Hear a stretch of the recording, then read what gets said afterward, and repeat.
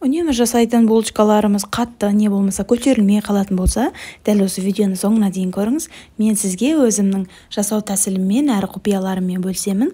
Каналға жазылып, лайк басып қолдап кетіңіздер. Содан соң біз бастаймыз. Қажетті заттардың барлығын төменде жазып қалдырдым. Сонымен жылы сүтімізді жылы суымызбен араластырып аламыз. Екеуінің мөлшері бір болуы қажет. Содан соң 2 жұмыртқамызды саламыз. Бір ас қасық ашытқы салып, жақсылап бір араластырып аламыз. Ашытқымыз ерігенге дейін. Тек қана сүтке илегеннен гөрі сумен араластырып илеген жағдайда көтеріліп шығатын болады. Бұл да бір құпиясы, булочканың көтеріліп шығуының.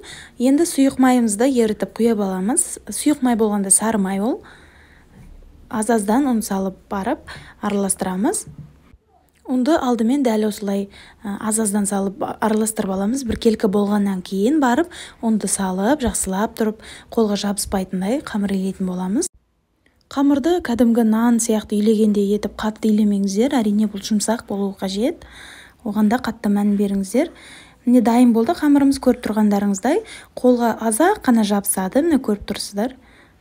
Дәл осындай жағдайда булочкамыз жұмсақ болып шығатын болады. Үстін жауып, ашығанға дейін алып қоямыз.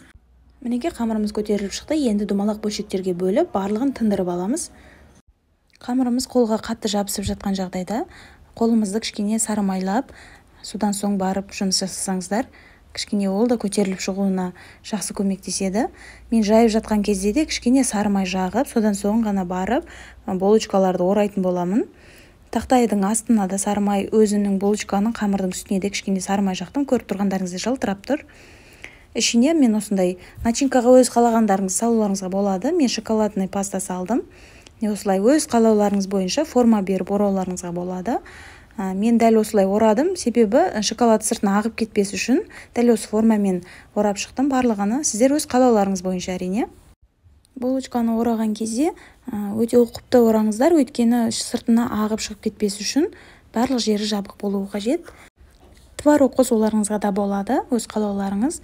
Мінеке дайын болды, үстін жабып 30 минутқа жылы жерге қойып қоямыз. Бұл міндетті түрде. Бірден салып пісіретін болсаңыздар, ол мүлдем көтерілмей қалады. Сол себепті біраз уақыт тұруы қажет. Міне көтеріліп шықты. Енді мен үстіне жұмыртқаның сарысы мен сүтті араластырып жақтым. Алдын ала 190 не болмаса 180 градуста қыздырылған духовкамызға салып 35-25 минуттай пісіріп аламыз. Мінекей дайын болды. Жұмсақ, үсті жылтырап тұр.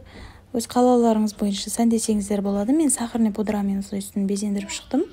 Әрине бұл да өз қалауларыңыз бойынша. Сонымен біздің булочкаларымыз дайын. Ішінде көрсеттім. Жұмсақ екені де көрініп тұр. Сіздерге рецепт ұнады деген ойдамын. Каналға тіркеліп, лайк басып, өз пікірлеріңізді, сұрақтарыңыз болса комментарияға қалдыра кетіңіздер. Мен міндетті түрде әрбір комментарияға жауап беретін боламын. Сонымен біздің видеомыз аяқталды. Қолдауларыңызға рахмет.